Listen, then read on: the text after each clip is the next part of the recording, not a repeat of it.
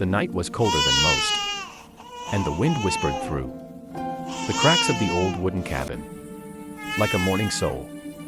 A single candle flickered weakly on the kitchen table, its flame trembling against the draft that found its way through the broken window pane. Thomas sat slumped in the worn-out rocking chair by the fire, his eyes red and hollow.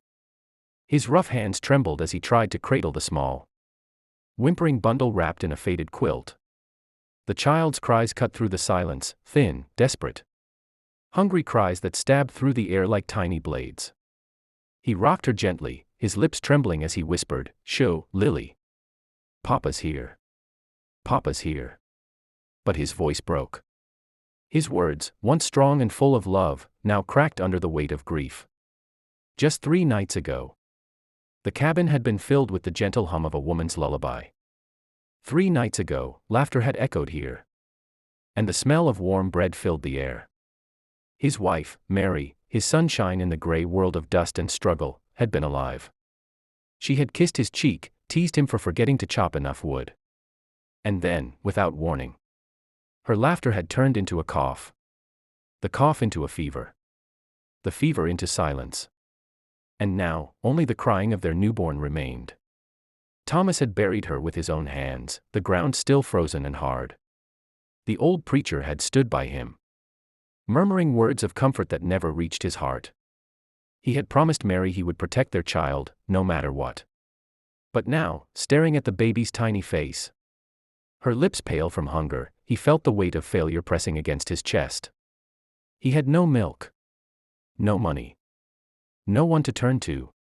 The town was 5 miles away, and the snowstorm had already begun to crawl across the valley. The wind howled outside, beating against the door like the fists of fate itself. He couldn't risk the baby's life in that storm.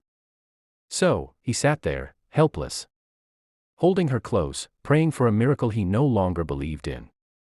The baby whimpered again, her breath weak and uneven. Thomas's throat tightened. "I'm sorry, sweetheart," he whispered, tears finally slipping down his cheeks. "I'm so sorry." He rocked her harder, desperate, pleading silently to the heavens. "If you take her too, I'll have nothing left." Time passed slowly, each minute stretching into an eternity. The fire was dying, and the shadows crept closer. Thomas was drifting in and out of a daze when suddenly, there came a knock at the door. At first, he thought he imagined it.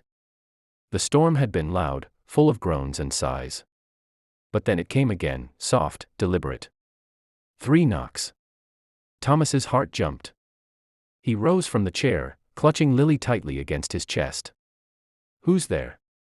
he called out, his voice rough. No answer. He hesitated. Few people ventured this far out of town, especially during a blizzard. He took the rifle from the wall and stepped carefully toward the door.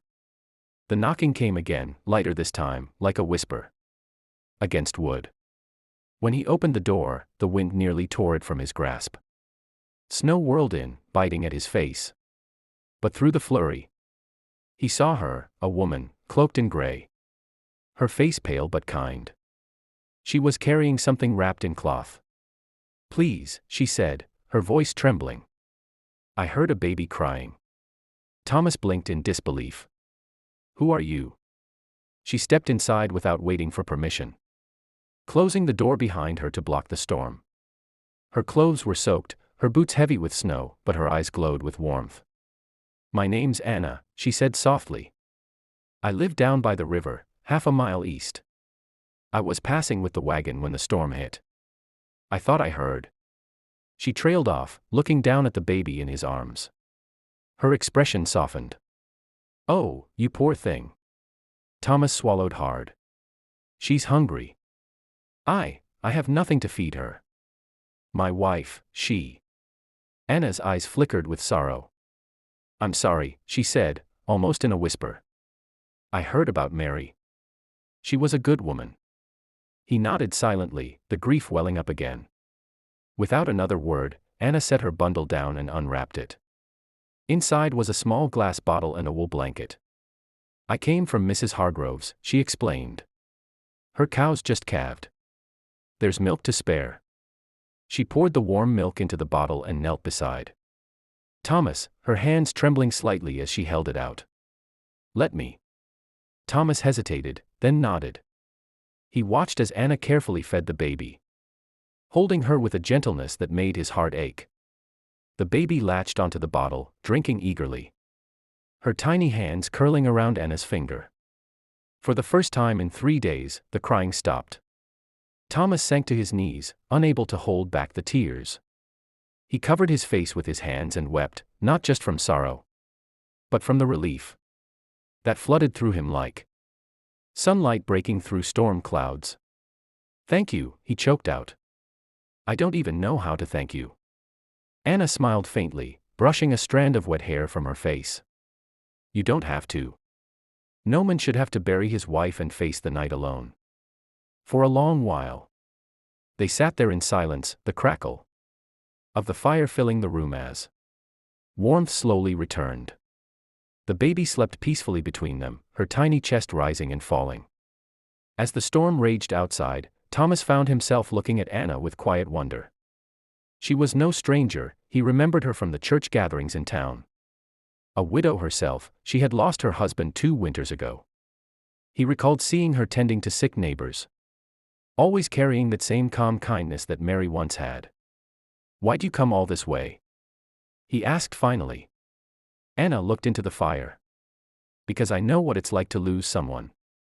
And because..." She hesitated, then smiled faintly. "Because sometimes, mercy isn't found in words or prayers. It's found in showing up when someone needs you most."